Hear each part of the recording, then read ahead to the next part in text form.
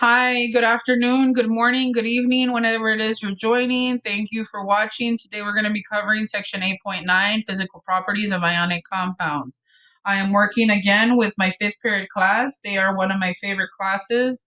And let's get started. Okay, today's topic, physical properties 8.9. Of course, all of this comes from your CK12 packet.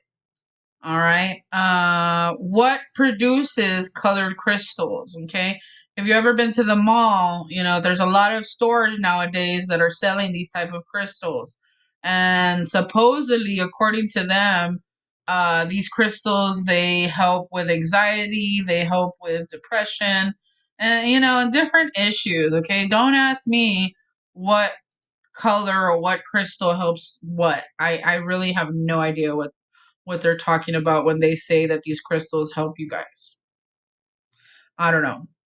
But either way, I need somebody to help me with the first paragraph because the second paragraph has to do with the images, and I'm going to discuss those. So, who's going to help me with today's introduction?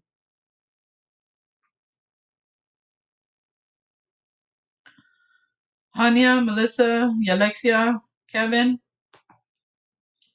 The figure on the left shows just a few examples of the color and brilliance of naturally occurring iconic crystals. The regular and orderly arrangement of ions in the crystal lattice is responsible for the various shapes of these crystals, while transiting metals ion rise to the color.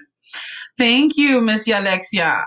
So it says here, so you got four images in today's introduction, right? And all of them are beautiful in color. The only one that really doesn't look so pretty is that carrot looking one in picture D. Other than that, the other ones look brilliant. At least that's my opinion. I don't know if you guys like that orange color or not, but it reminds me of carrots. In nature, the ordered arrangement of ionic solids give rise to these beautiful crystals. In picture A, you have, and I'm not sure if I'm pronouncing this right, amethyst, which is a form of quartz, and which has a formula of silicon dioxide, SiO2. And this purple color that you see comes from the iron ions that are also in there, along with that silicon and oxygen. Um, in picture B, you have something known as cinnabar, right? It's got that cinnamon kind of color. If you've ever seen cinnamon spice, that's about the same color as cinnamon. Probably that's where the name comes from. But either way, cinnabar is the primary ore of mercury.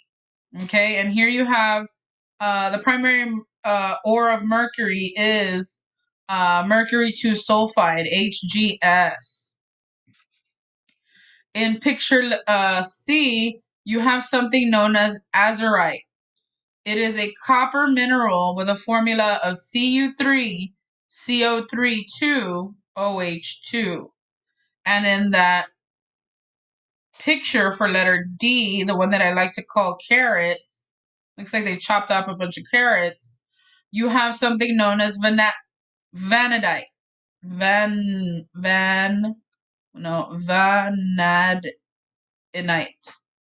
I would say vanadite. The primary ore of vanadium, which has a formula of Pb5VO43 with Cl. Okay, so you got that Pb, that lead in there. All right.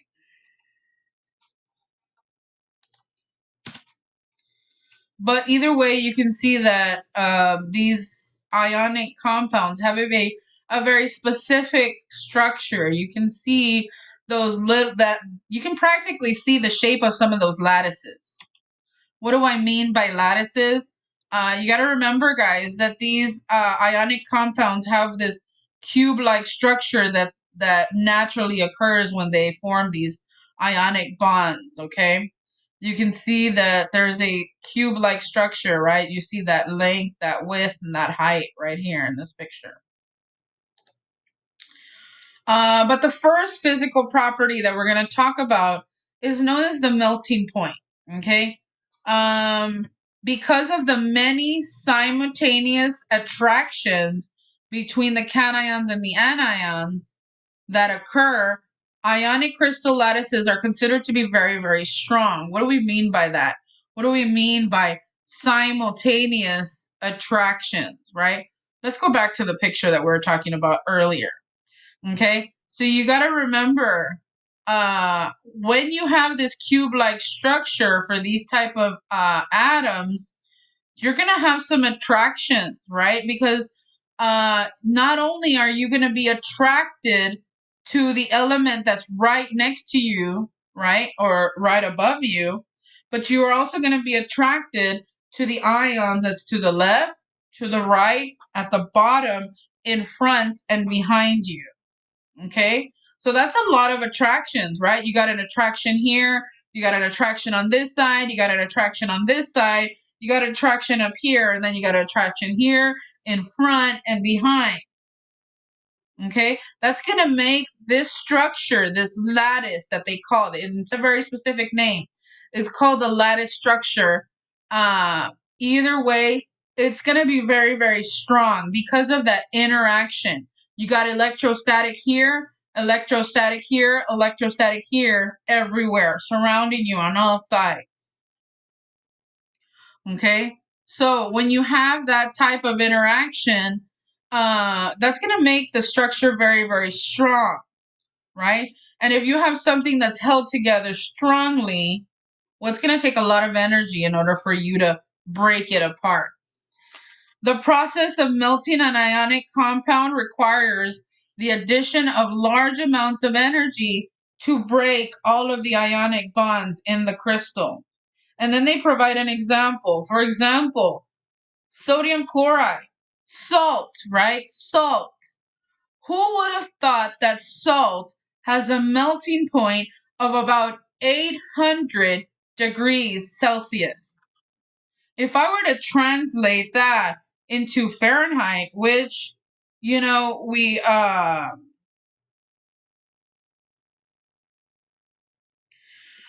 I were to translate that into Fahrenheit, check this out. Look at how hot it would need to be in order for you to melt that structure, to break that bond that holds that lattice together. Okay? That's a very high melting point. So in general, when it comes to the melting points of ionic compounds or boiling points, you're going to say that these type of compounds have very high melting points and very high boiling points. It takes a lot of energy in order for you to break that lattice apart. Okay? Did everybody get that? Any questions? All right. Your first Pear Deck question. Ionic compounds have high melting points because, and it tells you in parentheses to choose an option. So this is a multiple choice question. Okay? And I really can't show you the options until somebody picks one of the options. All right. So Alexia, Mario, can you pick one of the options so that we can see them and we can discuss them? Oh yeah, no problem. Sorry, I forgot. Can somebody pick an A, B, or C, and so that we can discuss them, so we can see them? I can't see them. Look, it doesn't show me anything until you guys respond. So if you guys want to see the options so that we can talk about them, I need Alexia or somebody who's in there to choose A, B, or C. Mario, pick A, B, or C. Any of them so that we can discuss. Oh, my stomach. Mario or Alexia, Irvin, pick an answer here so that we can see the option, please. Alexia, Mario. No, I need you to pick one on Pear Deck. There we go. That's what I need. Okay. All right. So, if we're here, these are our options, right? We got option A, option B, and option C. Let's read through it as together and let's discuss this answer. Ionic compounds have high melting points because, and remember, you gotta remember what we talked about in the last slide. If there's something here that we did not discuss, it's probably not the answer. Okay? Ionic compounds have high melting points because there is no free electrons. A. Ionic compounds have high melting points because the ions cannot move. Ionic compounds have high melting points because a large amount of energy is required to break all of the ionic bonds in the crystal. What do you think? Mario, he said B in the chat. Somebody here in Pear Deck said C. Anybody else want to take a guess? Yeah, Alexia says C. Okay, now we got 2 for letter C, 1 for letter B. Anybody else? Melissa, Yaslin? What do you think? Kev? Yes. That's fine. I'll get it to you right now. There it is. Okay. Yes, you're correct, Alexia. Letter C is correct. We did not talk about ions not being able to move, and we did not talk about these free electrons that they mentioned in letter A. The correct answer is letter C. A large amount of energy is needed to break that lattice bond, right? To break up the lattice, which is ionic bonds. Very, very good. All right, now let's talk about breaking them physically, right? Physically. Ionic compounds are generally hard but brittle, right? Hard. So it's like kind of like glass, right? If you were to touch glass, on your phone, right? This is kind of like a glass. Well, you know that it's hard, right? When you feel it, it's got a hard structure. But that doesn't necessarily mean that this glass is strong, right? If I were to bang somehow on a corner my glass screen, it's gonna break. It's still brittle. Okay? It's still breakable. The same thing happens for ionic compounds and these crystals that we've been talking about. It takes a large amount of mechanical force, right? If you get a hammer and you hit a crystal, right? Like one of the crystals that we talked about in the first slide, you're gonna make those layers of positive and negative ions. You're gonna make them shift, right? If I got a positive here, I got a negative here, I got a positive here, and I got a negative here.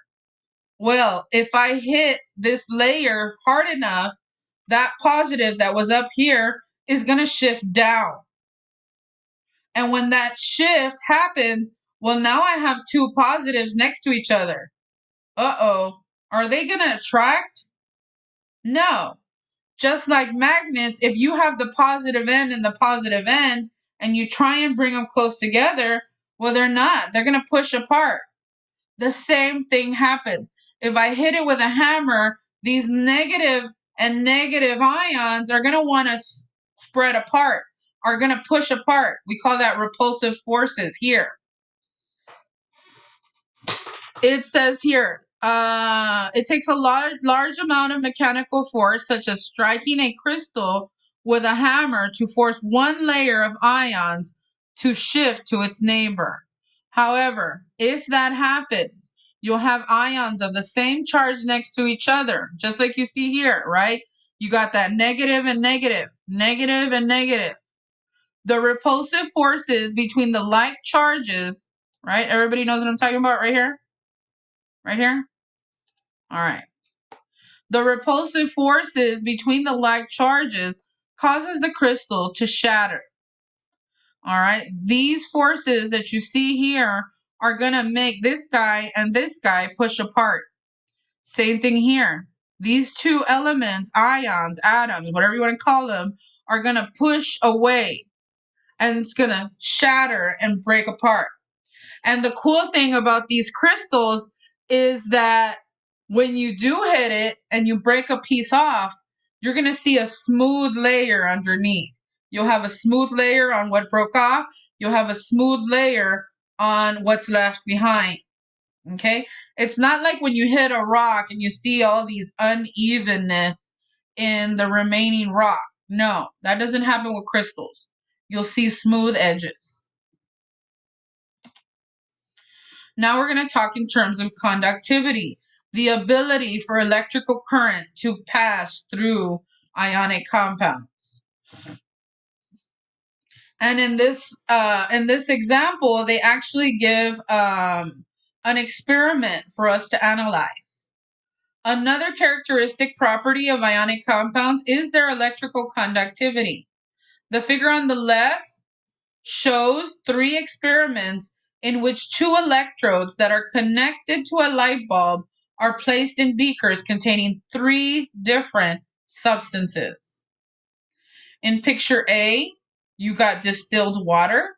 Distilled water has had its ions removed, right? If you have regular water, you still have some ions in this water.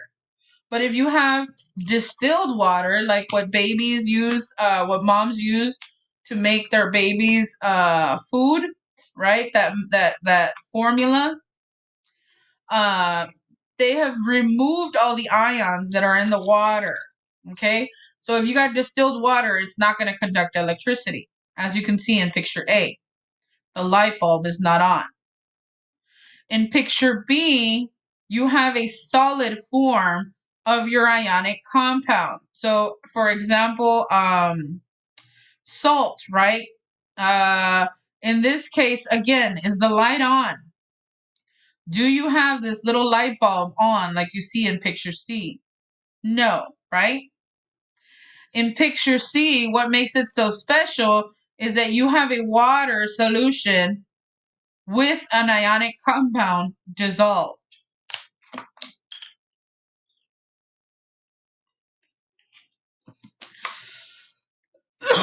Excuse me.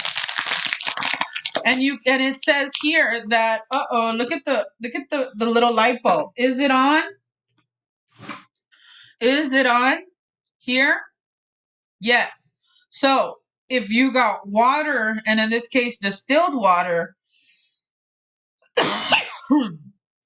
and you dissolve some salt, you're gonna get an electrical current passing through. All right, and we'll talk more in detail about that in the next slide. In the first beaker, distilled water does not conduct electrical current because water is a molecular compound and distilled water doesn't have ions in it. So there's no way for electricity to pass. In the second beaker, now you have a solid version of your sodium chloride, right? You got salt in its original form, in the solid form. It also does not conduct electricity. And the reasoning here for this one, hey Francisca, the reasoning here for this one is because despite being ionic and thus composed of charged particles, the solid crystal lattice does not allow the ions to move between the electrodes. Mobile charged particles are required for the circuit to be complete and the light bulb to light up. Okay, so here, if you look at this salt compound, it's in the lattice. You can see that positive and negative arrangement, right? Positive, negatives. It's still in the lattice. Those ions are not able to move. And because they're not able to move, that circuit cannot complete, right? That connection between all of the compounds or all of the substances is not going to happen, so that electrical current is not going to pass.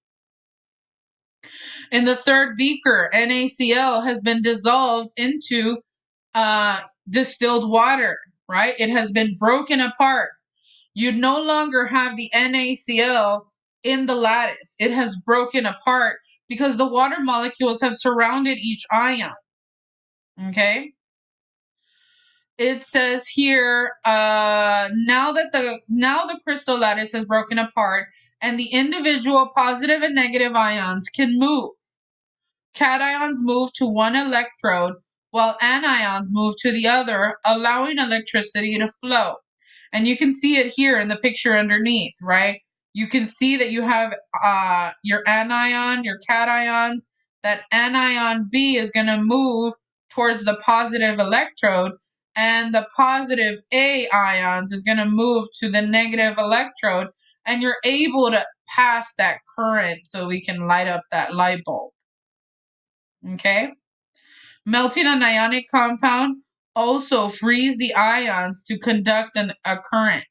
Ionic compounds conduct an electrical current when melted or dissolved in water. So there's two ways that you can conduct electricity with ionic compounds. When you've melted it, so when it's in the liquid version, and when you have it in solution. Name 3 physical properties that we discussed today of ionic compounds. What are the 3 physical properties that we discussed today in our presentation? And I believe this one is right in your response. What's the first thing we talked about? What's the second thing we talked about? And what's the third thing we talked about? The third property, right? And the things are the properties. I don't mean to say things. It's just, it came out. What are the 3 properties that was discussed today? Nobody's typing. Nobody's typing. Melissa, what did we talk about today, Melissa? Irvin, what did we talk about? What are the properties of these compounds that was discussed in today's lecture?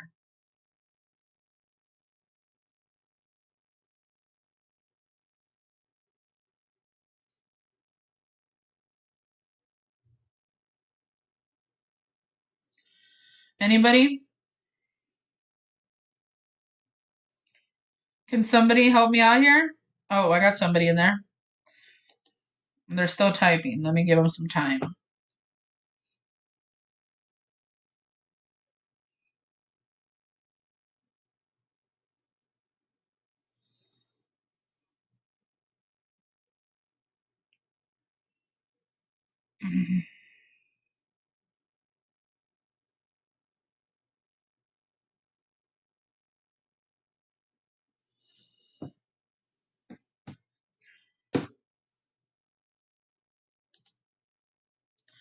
Okay, what was the first property that we talked about? You need some help?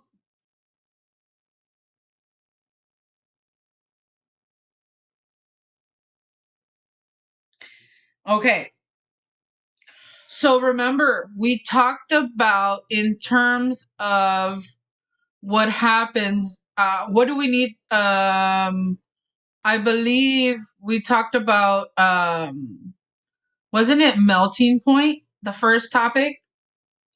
We said that overall ionic compounds have high melting points and boiling points when it comes to breaking these lattice ionic bonds apart.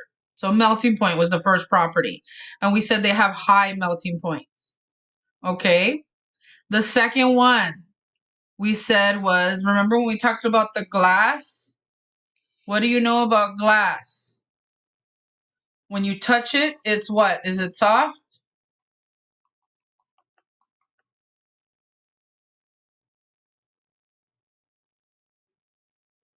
And what happens if I bang it? Boom, I bang it. What do you call that? Brittleness, right? You're breaking it apart. When it comes to crystals, it's like glass, right? You touch it and it's hard, but if you hit it hard enough, it's brittle. It breaks, right? Just like glass. It's brittle.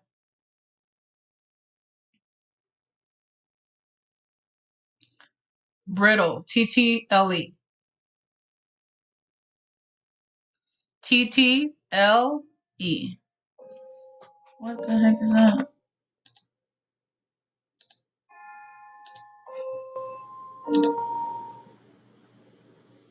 Oh, that's me. I unlocked it. I was like, what am I, where's that coming from? Sorry. All right, so they're brittle. And then what did we say about the electricity? Can they conduct electricity? When do they conduct electricity?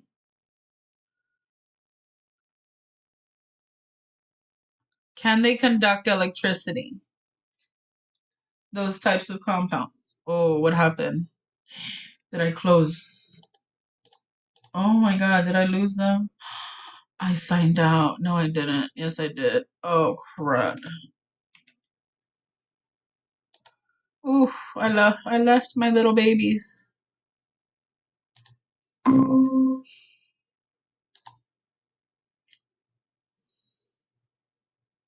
Hey guys, I don't know what happened. I don't see you guys. Hold on, what happened? Oh no.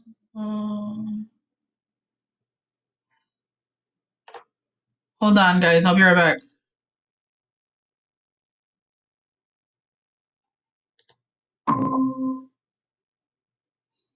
I guess I closed it out. My bad.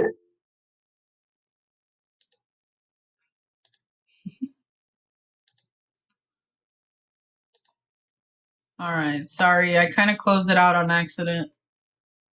I was freaking out about where that. Wait, uh, am I still presenting? No, I am presenting now. Okay. Sorry, guys. I don't know what happened. All right. So the last one was the ability to conduct electricity. I don't know. It just kicked me out all of a sudden. I don't know. I didn't realize that I had put X or something. I don't know. Either way, the last one was about conducting electricity. All right. Let's watch the video because we're running out of time. Studying sucks. Homework's. I don't know why I clicked on it. I already have it open. In this video, you're going to talk about the properties of ionic compounds. Table salt is very common in ionic compounds. So you can imagine the properties of table salt. That's going to be true for other ionic compounds as well. Here are the four properties that we are going to look at. First of all, ionic compounds are solids at room temperature. They have a high melting point. They're brittle, and then they're also going to conduct electricity. So let's start with that first one. They're solid at room temperature. Ionic compounds are made up of ions that are attracted to each other with electrostatic attraction. This is attraction that's so strong that the ions come together at a temperature of 25 degrees Celsius. That's not enough to break apart, so they stay together. So they're also going to form a crystal structure. Crystal is a repeating pattern. This is how the ions are going to arrange themselves. It's kind of like wallpaper. This is some really ugly wallpaper. But if we were to just cut a section out of this wallpaper, we'd see that the exact same pattern is present. It's the same thing with ionic compounds. For example, table salt, sodium chloride, is going to form a cubic structure. If we were just to keep on cutting sodium chloride apart in smaller and smaller pieces, we just keep on seeing cubes. There's a lot of different crystals. Now, if I can actually zoom in on this crystal structure and see why it looks the way it does. So we can see that the ions themselves are kind of arranging themselves in cubes. So we have the cations and the anions all lining up. So our next property is that ionic compounds have very high melting and boiling points. Melting and boiling is the result of breaking apart the ions, so separating them from each other. So we saw that cube of all these different circles together. If we can break them all apart, that'd be what melting and boiling is. It's really difficult to separate the ions in an ionic compound because of that electrostatic attraction. An example of this is table salt. Table salt has a melting point of about 800 degrees Celsius, or about 1500 Fahrenheit. And so if we threw that into the oven, we certainly couldn't melt it because most ovens will go to about 500 Fahrenheit, 260 Celsius. Even if we put it into a pan on the stove, we'd have a really hard time melting it. The next property is that ionic compounds are very brittle. Although they're hard solids, they don't really bend very well. So if we were to take a hammer and actually hit this ionic compound with a hammer, we would see pieces break off, and they would actually cleave very nicely in these straight edges.